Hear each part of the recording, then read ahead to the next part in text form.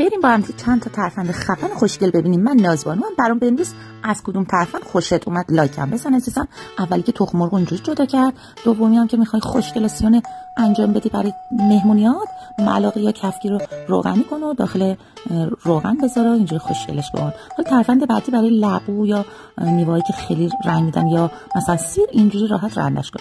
برای این کوفته قلقلی خوشگل 2 تا ملاقه رو روغنی کن و راحت داخل روغن سرخش کن و قلقلش کن. برای طریق فرنگی اینطوری ریشش کن با یه دیگه داخل یه چنگال. و برای اینکه سر نره مثل قبل انجام نده و 4 تا گیره دور و برش بزن و راحت دیگه سر نمی. آووکادو هم میخوای نرم باشه ها، اینجوری راحت جداش کن هستشو و ماکارونی ها رو خورد نشه این ور نریزه، اینجوری راحت خوردش کن، بعدش هم مصرفش کن، دورورم نمیپاچه.